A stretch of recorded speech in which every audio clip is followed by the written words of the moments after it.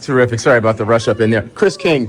Chris, very good to see you again. How are you? Indeed. Good. So here's the question I have. With this committee being disbanded, you guys even were stalwarts in trying to prevent, the influx of outside capital coming in to protect black and brown interests so we could get what we need before outside investors come in. So with that committee being disbanded, who's going to protect that concern now?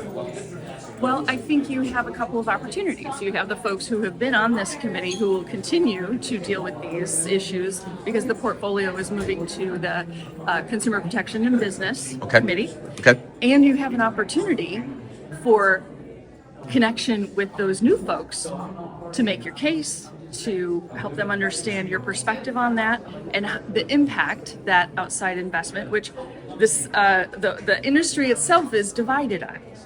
And so I think it'll be very interesting. I anticipate that folks will see the fact that, and we heard it in the presentation, that getting access to funding is very challenging for folks who are doing these social equity licenses. Oh, it is, of course. And I've been down in Seattle, and I've seen white stores within 100 feet of each other, not less than 1,000, seen them right across the street. Right. So we've got to get that evened out as well.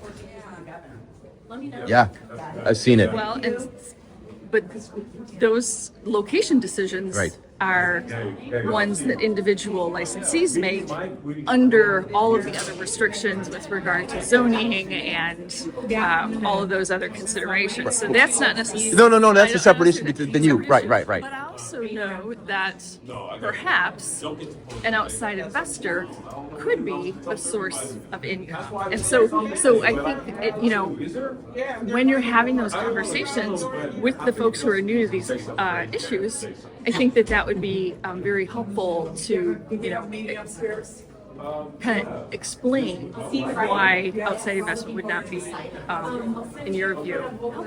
It could be not helpful, yeah. And so in Colorado, opportunities. Indeed, and in Colorado too. Colorado, opened up the door about 4 or 5 years ago. It became saturated, and then now it collapsed. So it's a Trojan horse, perhaps. And it's a complex issue. Yes. So I think anytime you're dealing with folks who are new to an issue, your perspective, your experience, that's going to all be important for them to hear. So I really invite you to continue to engage, not only with the folks who've been with these issues, but the new ones who will be introduced. Indeed. And what prompted the change? Was there an internal decision, outside pressure? All of a sudden it just kind of happened, and I know a lot of my friends were surprised. So what? Well, it's interesting because I heard it through the grapevine through someone in the industry that was happening. That was news to me. Right. But when we go through, every 2 years, we go through this process to take a look at all the committees, examine their portfolios, examine how often do they meet, how many members do they have, what the makeup is, R versus D, all of those considerations. And then they slot in all the different members who have requested committees. So it's kind of a complex process with lots of moving parts. One of the things, sometimes we add a new committee. So 2 years ago, we added housing as a standalone committee that had not been before. Those issues were somewhere else. Right. So sometimes they get added, sometimes they go away. Yeah. And when you look at the volume of bills in the RSG committee, it has consistently been the lowest number. And so in terms of thinking about our staff resources, our actual physical location resources, we were having trouble with the amount of committees we had to find caucus space. So there are I think there's a lot of those kinds of logistical challenges and staffing challenges and all of that. So that decision was made to separate two sections of the portfolio. Yeah. Indeed. Okay. Yeah. So lots of conversations. Yeah, indeed. Gambling over here, regulated substances over here. And so it's not an unusual thing. I know it's always shocking. Yeah. About 4 years ago, I was on a committee I loved called Innovation, Tech, and Economic Development. That committee went away, and the issues were dispersed among other committees.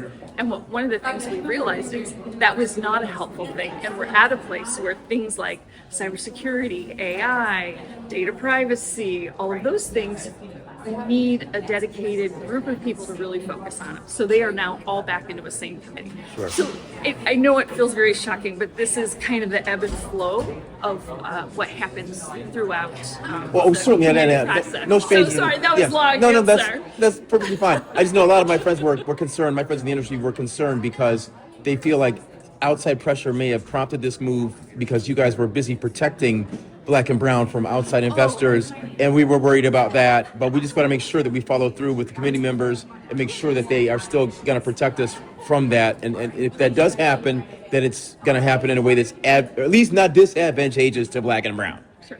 Right. I think that commitment to social equity continues on. It's something that our caucus is really focused on, and so it would be surprising to me if we were to suddenly abandon that. Sure. That has been something that's kind of a through line through all of this. So We'll be watching. I'll let you get some lunch now. All right. Thank you so much. Thank All you, right, take care Chair. of yourself.